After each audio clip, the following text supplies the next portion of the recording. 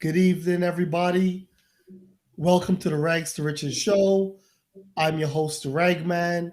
I have my co-host Timmy. Say hi to the people, Timmy. Hi everyone. And Chris. Say what's up, Chris. You can't hear Chris. Where's your sound, Chris? All right, Chris, check your sound. Hi everyone, no, I'm here. Oh, there you go. So okay, we All got right. it. We got it. I We knew got there it. was some problem. I didn't speak.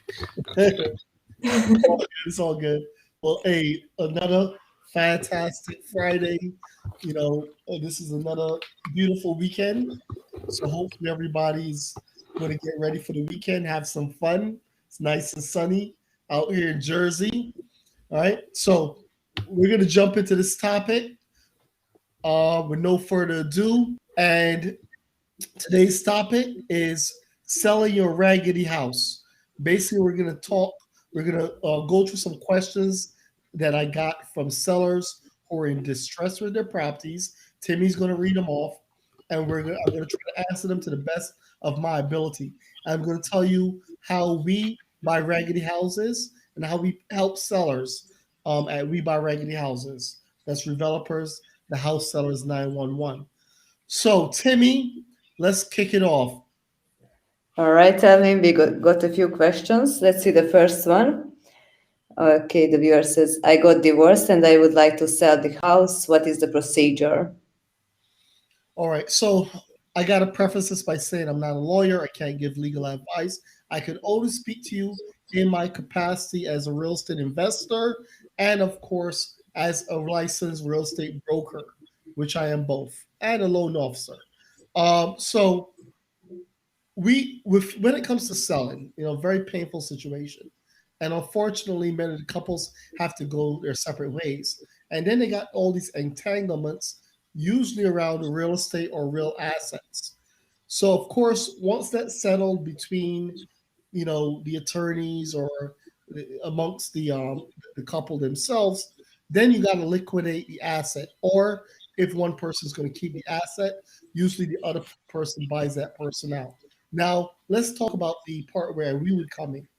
If you need to settle the divorce quickly, then what you're going to probably want to do is sell it quickly. So there's two ways to sell it. One is you can sell it to an investor, typically a cash buyer. That means you're selling as is, and you don't have to worry about doing repairs and getting it market ready. Um, Now, typically, when you sell to an investor, you're not going to order the same price that you would if you sell it on the market. This is not always true, but most of the time, because investors have certain numbers they need to hit when they are buying. Typically, investors like our company buy for between 65 to 75% of the after renovation value, fixed up value of the property minus repairs and closing costs, right? Most of the Mhm. time, repairs are a little bit less than the average wholesale homeowner because we work with the contractors a lot and we buy materials in bulk. So we're able to typically give better prices. You would go with this option if you one got to sell quickly and two if the property needs a lot of work because neither side may want to put up any money. So the best thing is just sell to an investor, get it over with. The next way is you can sell market. Typically, this involves a real estate agent, and of course, we have a brokerage called Smart, and you definitely download the app. Even if you're not in Jersey, our app is nationwide. You can download the app, type in Smart Realty in the App Store, and you can find the app. Look for the gear logo. You download the Smart app, and you can literally find an agent close to home. And typically, you want to pick one of the agents that's active, that's actually selling property. So you'll see the listings they have in the area where the property is. So those are the two ways you want to sell. Sell quickly to an investor, usually for cash as is, or two, you want to sell on the market with a licensed real estate agent. So hopefully that answers your question.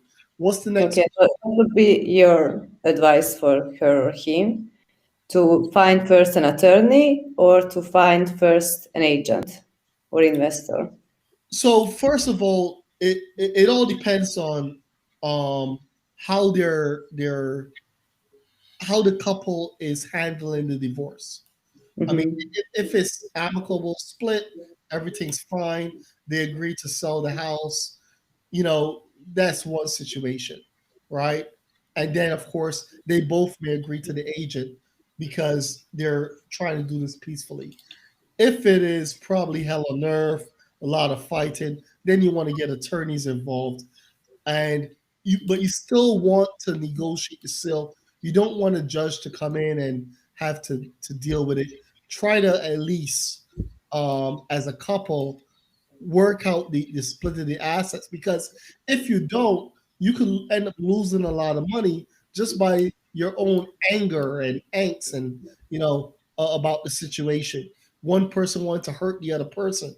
I've seen that a lot in my career, which doesn't really make a whole lot of sense. All right, it'll just leave yourself vulnerable to be taken advantage of. So the best thing is to try to reach an agreement with the other side or through the attorney, and try to have a more controlled sale. That way, you recapture most of your equity. All right. So hopefully that answers the question. Okay, thank you, Alvin. Let's see the next question. I lost my job due to COVID-19 and not able to pay the mortgage. What can I do? All right. So good question. Now, so the government is actually just passed, of course, the 1.9 trillion dollar COVID relief package, and in there should be some relief for sellers and some tenants who fell behind due to job loss. I'm pretty sure they're going to ask you to verify that it's legitimate that you did lose your job, but of course, I would definitely go ahead, just put it in a search engine and apply for it, and you try to apply for those resources. Um, if you're not qualified for that relief and your property has equity, I would advise selling. Why? Right now, at this point in time, 2021, home prices are through the roof.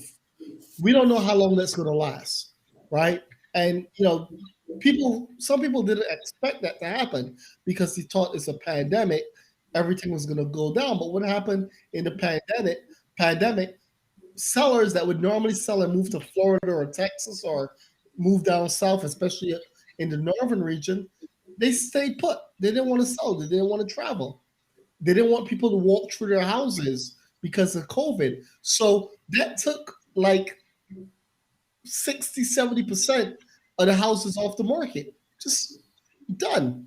The only people that kind of put the house on the market are people who really needed to sell. And because of this, that created a spike in prices, right? And then to make it worse, you have very low interest rates. So you have a very little supply, right? Laws of supply and demand, very little supply, a high demand. Why? Because people are trying to leave the city, which one is more expensive, and they have higher incomes, and move to the suburbs, right? So you got those problems. Then you have a very low interest rate, making houses homeownership more affordable. So you have this huge spike in home prices. So if you're going to sell, now's the time to do it because we don't know what's going to happen next year. All right. So hopefully that answers the question. Of course, if you want to sell, you need to sell. You, of course, can go to webuyragedyhouses.com, fill out the application, and we will give you a call, or you could call 888 Raggedy. That's 1-888 RAGGEDY Raggedy. All right, next question. Someone is typing.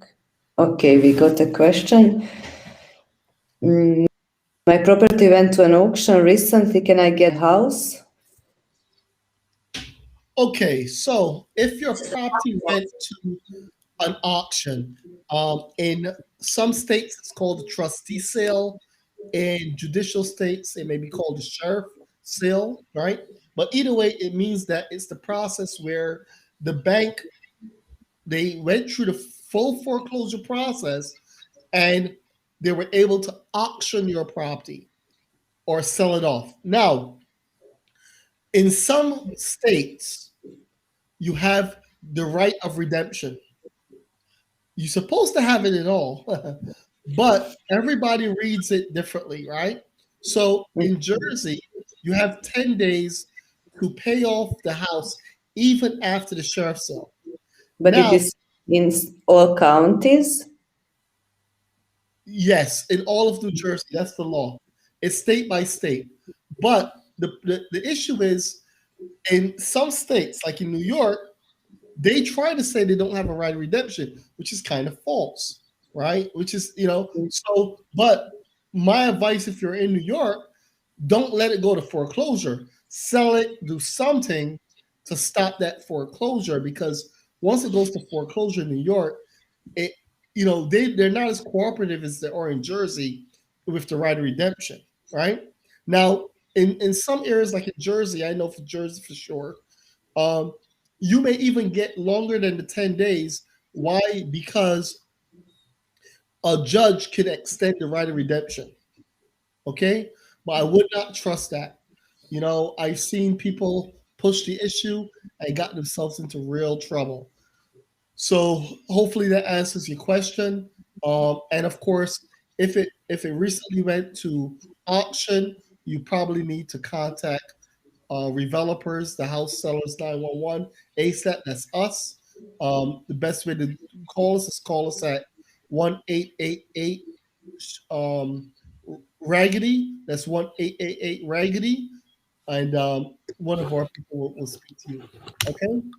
So, all right. Hopefully can I ask a question? Sure. So, if there is a sheriff sale, right, and the seller, the person pays off 10 days after, that sale is cancelled? Yeah. So if they redeemed, that's the word, right? If they redeemed their property, then they totally don't owe anything. In fact, we just went through a situation like that, two situations like that recently.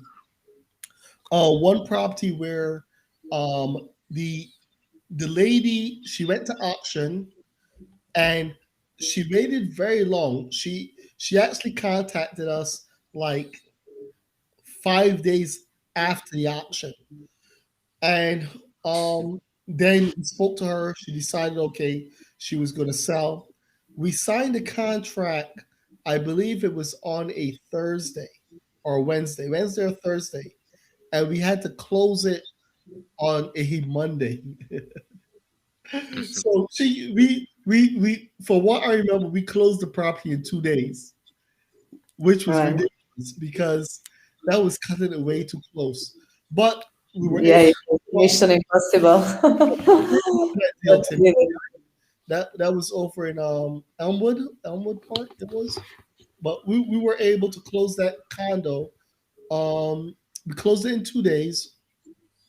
Title, everything done, and she was able to get herself out of foreclosure. And then there was another gentleman in Belleville, New Jersey. We closed him in 4 days, and his was actually not just a foreclosure, but it was also a probate situation. Yeah. But luckily for him, right, you remember that, and luckily for him, he had gone through the probate process, so he did have the house. He had the deed. He had the estate, the ownership of the estate, but we still had to go and get some paperwork, which the Essex County lady in probate was very nice to give us. She said, "Hey, normally this will take like 2 weeks to get, but we know the situation." She turned it around for him the next day, and she got him the document. Off my head, I can't remember the document, but the certificate he needed in order to sell to us. So we accomplished that. We closed that in 4 days, and he was happy. He made a ton of money. He didn't lose his property, and of course, we turned around, we fixed it, we sold it, and we did well as well. So that was a great deal for all sides. All right. So not just raggedy houses, inherited houses as well, right? Yep, ragged, inherited, all revelopers, the house sellers 911. So all the tough situations is the ones all companies been dealing with for the last 20 years, I may add. Over 20 years now. Right? Oh, well, we got two more questions. Okay. All right. So, how fast can you buy and close my house? We just discussed it now. Yeah. So, So the fastest that I've closed houses, and it's been more than one, was 2 days. Right? And what takes the longest is the title work. Right? Now, typically, we've been working with title people who will turn around the property, but quickly. But we tend not to like to do that, right? It's best to give yourself time because all the problems involved. So I just put up on the screen our 1-800 probate billboard, and as you can see, we own that space. So not only we own webuyinheritedhouses.com, we own inheritedhouses.com and 1-800 probate. So we've been helping people out of those situations for over 20 years now. All right. So hopefully that answers the question. What else? okay, let's move to the next questions. Okay, I don't want to list my property in the MLS, but if you have a buyer, you can just bring it and I will pay you the commission. Is this possible? So for revelopers, yes. So revelopers, we are the buyer, so that's easy for us. If you're looking to sell it to us as an investor. So the problem becomes we're math driven. So the way that us as an investor works, and I'm telling you the secret sauce, this is how investors do it. You take what's called the ARV, after renovation value. That means what will this house be worth when it's fixed up? So let's say the house is worth $100,000 fixed up. You're going to multiply it by 65%. This is the historic percentage that most private lenders will lend on and most investors don't want to go over. In some instances, they'll go higher, and that gets a little bit more complicated. That depends on if it's an A, B, C, D neighborhood, right? And then, of course, the top of the line, B is a little bit beneath that. C is the common, area that most of us live in, the suburbs. D is a little bit rougher, and then it goes from there. So the calculations vary depending on the area, but the sweet spot, the typical $300,000 property is typically in the C area, Mhm. and the percentage usually used is 65% of the after renovation value. So investors are going to take the after renovation value, multiply it by 65% minus the repairs. So the house is worth 100,000 fixed up. They're going to multiply by 65%. That means $65,000 is the highest that they're going to invest total in the property. That means acquisition, construction, close, and everything, minus renovation costs, which typically are about, we don't know really, but let's say the renovation costs are 10,000. That way you're up to 55,000, and let's say repairs are, closing costs are another 5,000. So that brings 50,000. So yes, the house may be worth 100,000 fixed up, but your offer may be no more than 50,000. And why is this? Because the person who's buying the property, the investor, they're not buying it for any reason. They're buying it to make sure they make money, right? Because of course, many times investors like myself have lost money. Anybody that says they've never lost money is a liar, first of all, or they just haven't been doing it long enough, right? So you can and you will lose money investing in real estate. That's why investors put those numbers in there, especially seasoned ones, to protect themselves, right? And you may say to yourself, well, I wouldn't sell my house for that cheap. Well, you're not. What you're doing is you're selling your house in the as is condition. So if your house is raggedy, that means the roof is shot, the kitchen needs remodeling, the plumbing is crap, the electrical is shot, then your house is not worth 100,000. It may only be worth the 50,000, the as is value. So this is why some people will rather sell as is than try to fix the house themselves, because you may end up spending, $50,000 to fix the house yourself. So you don't get the value back anyway, or you may not have the money to fix the house yourself. So most people that sell to us, they don't want to deal with that headache. They want to sell fast for cash and get it over with. Okay, so that's how the numbers work out. Any questions on that? Now, to answer the second question was about a real estate agent. Okay, Mhm. so Yes. so that's the second part of the question. So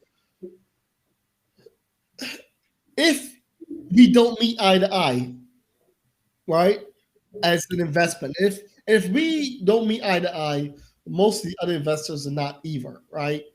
Because like that, most of them go with that same formula, depending on neighborhood, right? So you Mhm. can go from 65% of the ARV up to 75% or so, depending on if it's a great neighborhood, right? Because of course, if it's a great neighborhood, it's less risk, easy to sell, etc. Or you may make more because it's a higher price point.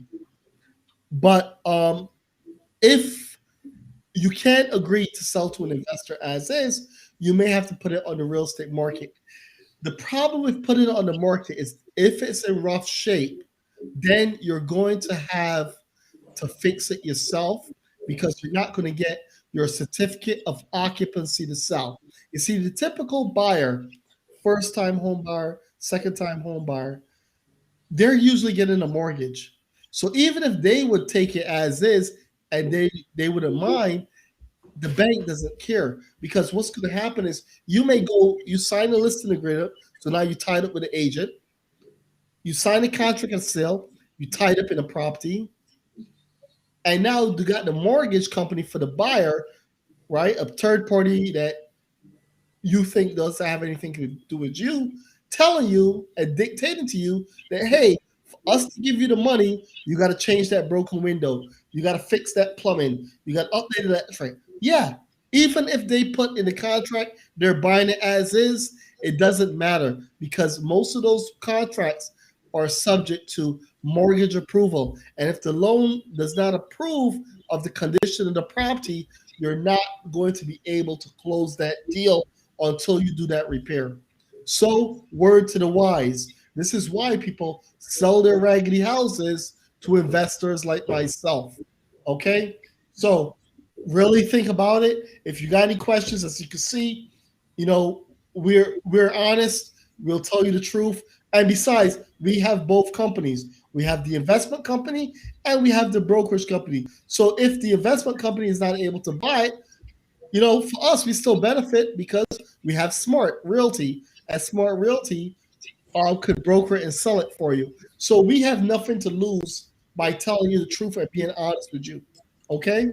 So give us a call. Once again, Revelopers, the House Sellers 911, webuyragedyhouses.com, and you can reach us at 1-888-RAGGEDY. That's 1-888-RAGGEDY if you're in a raggedy situation.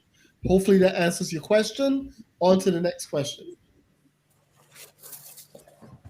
All right, Ellen, we are getting questions. What's the benefit of me selling my property if I'm foreclosure versus fighting it out with the bank? Great question. So when I've met with thousands of sellers over my career in foreclosure, right? And I've helped hundreds of them out of foreclosure, literally, right? And they've thanked me, raving reviews for getting them out of the situation. Here's the one common thing between all sellers and foreclosures. Most of them, 99.9%, are what I call emotionally attached to the property. So my job is typically to bring them from being an emotional attachment to make a logical, rational decision based on math. So many times, what I would do with a homeowner is I will literally get a pen and pad, and what we will do is we will break out what their income is and what their expenses are. Now, if you ain't got no job, that's easy. Your income's zero. So not too hard to figure out what you need to do.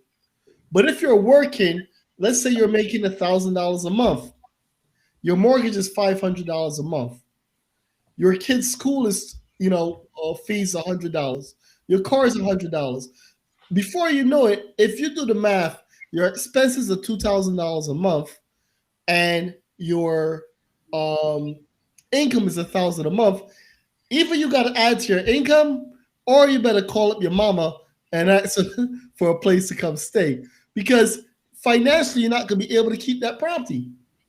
It's best to get yourself in order, liquidate. Hopefully, it has some equity, and sell that property versus losing the property, losing the equity, and ruining your credit, and possibly even getting a lawsuit on you. You don't want that either, right? From the bank. So a deficiency judgment or something.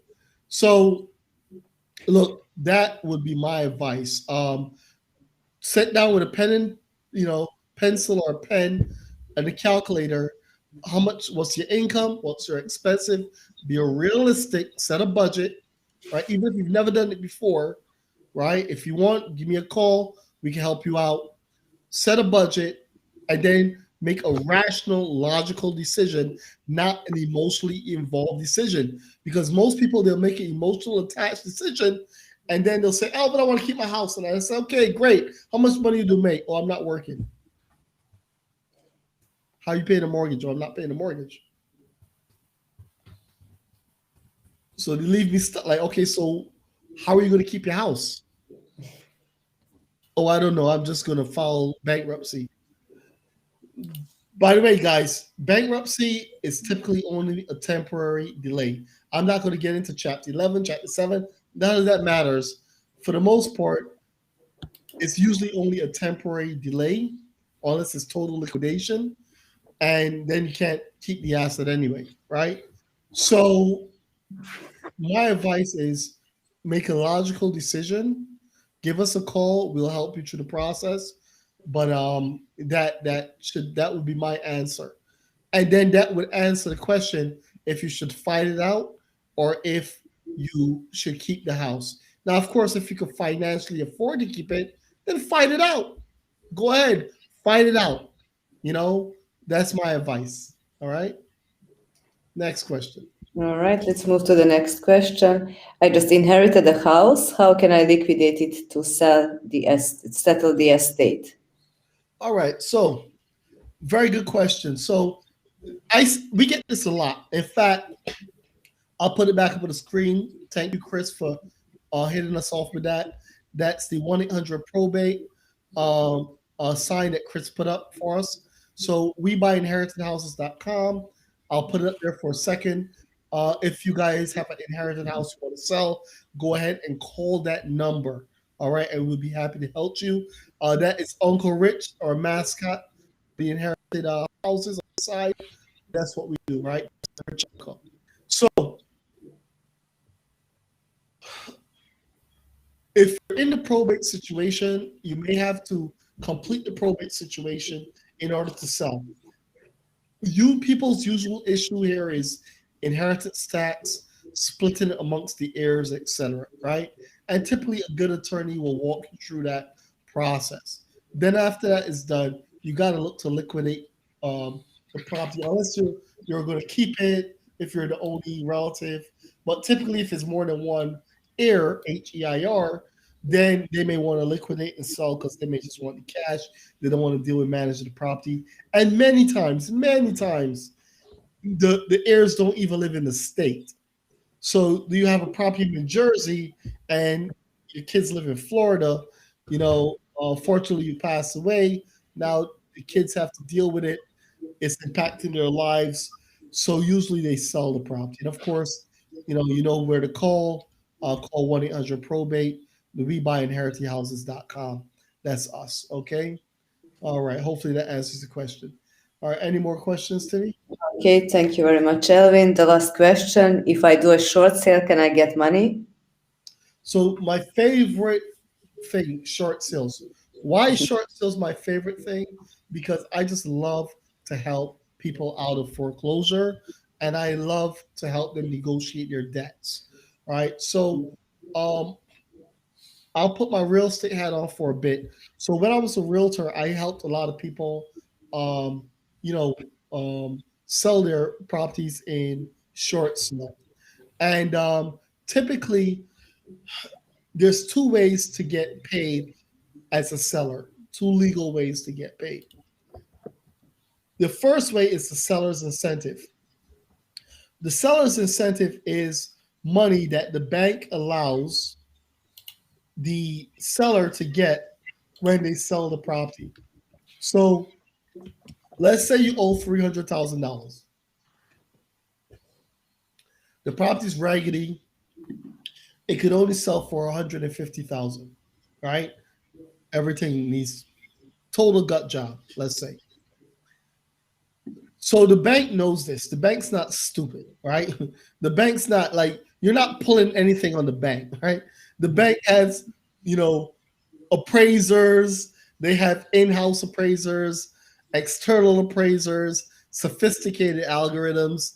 Trust me, they got stuff way better than Zillow. In fact, they use something called House Canary, which is excellent at getting values, present values and future values. So the bank knows what the house is worth.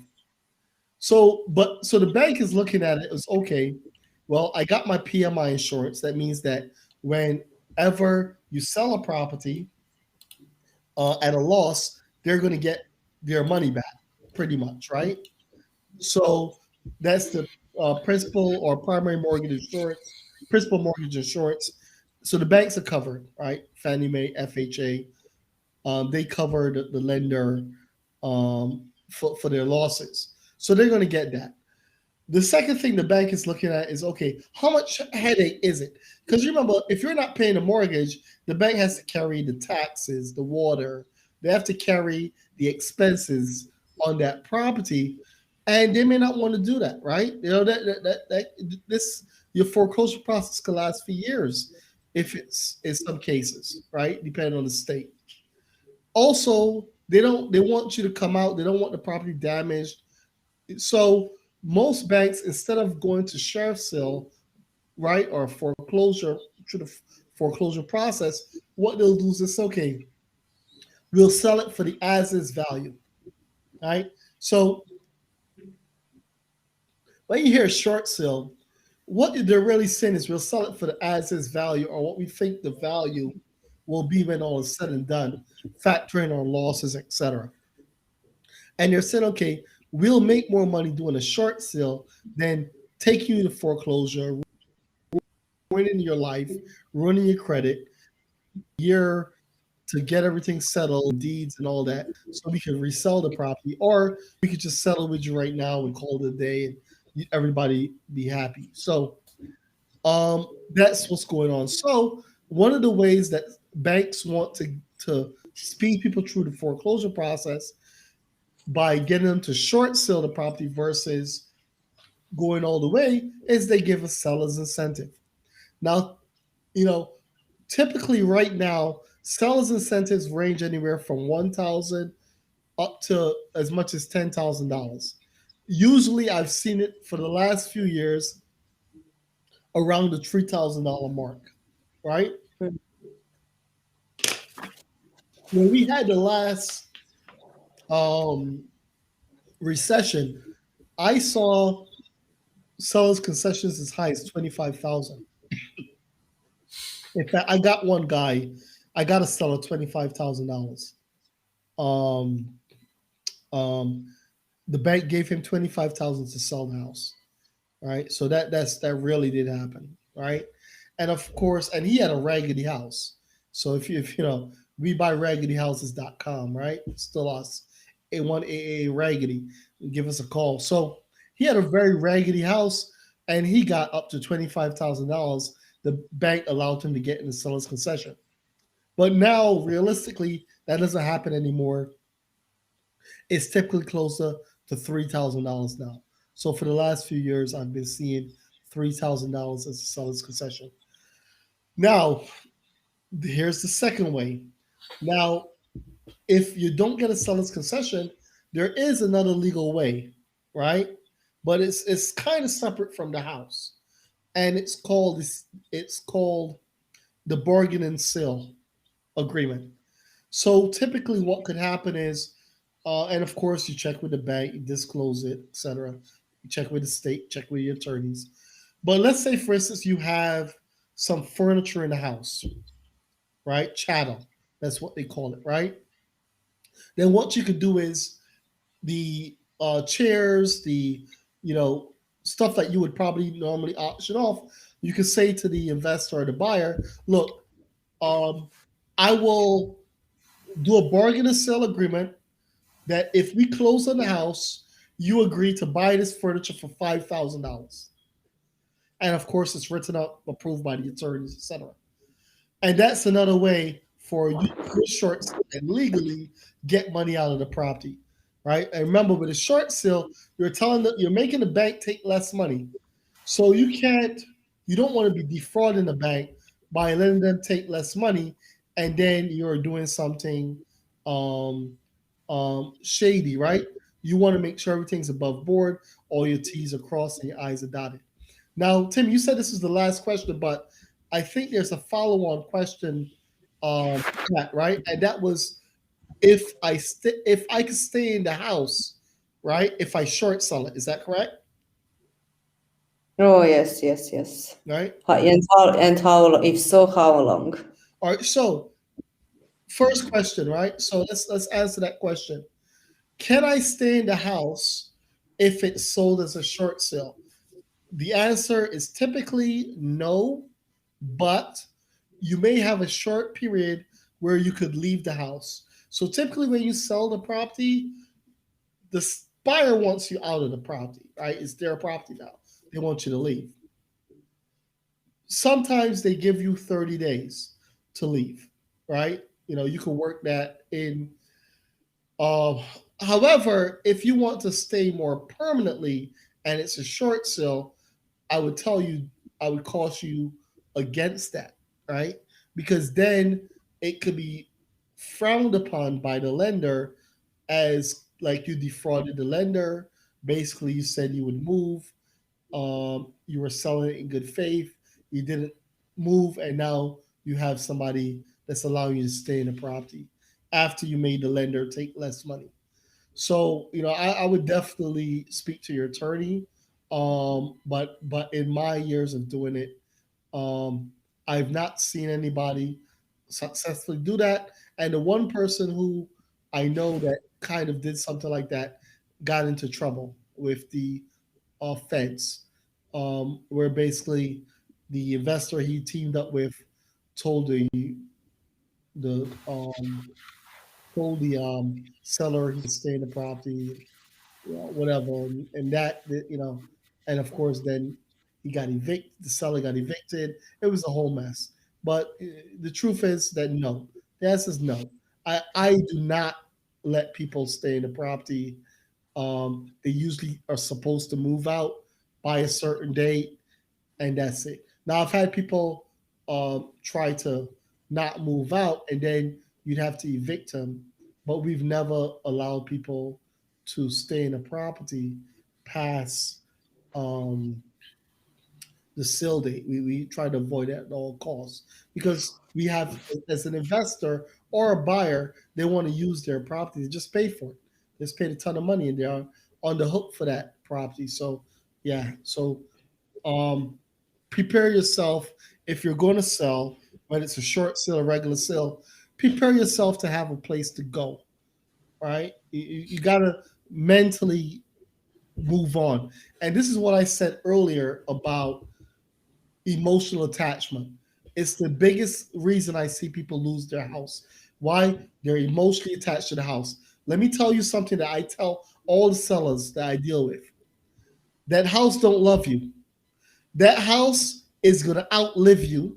It's going to be here long after you're gone, and it's going to be house another family and another set of people after you're gone. Okay? Stop being emotionally attached to the house. Nobody cares about the memories you have in the house, right? Those are your memories for you to keep, right? Get it out of your head, right? The most happy people I've seen after they sold their house are the people that moved on. And when they move on, they say, "Whoa, man, I dodged a bullet. I was so happy. Thank you for buying the house," or but the brokerage company, "Thank you for selling the house and getting us out of that raggedy situation." Trust me, you got to deal with it, get rid of it, and move on. There's always something better to come, right? Stop pouting over a house that does not love you, right? And it will be here long after you're gone, and it will house somebody else, right? Come on, snap out of it, right? And I always, like I say to people, right? People say, "Oh, my house is beautiful." I can assure you, I've seen thousands of houses. It's not that beautiful. There's many more, a lot more beautiful. All right. Why don't you get out of that house and go find you one? Right? And look, when you've bought hundreds of properties like me and you've seen thousands of situations, you realize that it's just a house. It's just a box with four walls and a roof. That is it, guys. Wake up. Go find yourself another box. Right? Wake up. All right. So, Timmy, do I have any more questions? That's it, Alvin. Thank you. I think it was very informative and valuable for those that ask the questions and for another people as well who has like similar situations. If anyone has additional questions, just give us a call, reach us out. The raggedy or the inherited houses depends on the situation, right? Absolutely. And we're here every Friday at 5 p.m. helping people out of their raggedy situations. So, in closing, I just want to tell everybody, look, if you're interested in selling a property, give us a call at 1-888-RAGGEDY or go to webuyragedyhouses.com. And we'll definitely try to help you out as best as we can. Okay? All right, guys. Have a wonderful night. Thank you, Chris. Thank you, Timmy. Thank you very much. All right, guys. Say goodbye to the people. And Bye bye. we will see you guys next See you next week, next Friday. Friday. Have a wonderful weekend, everybody. All right. Enjoy the weekend. Bye bye. Over Bye-bye. and out.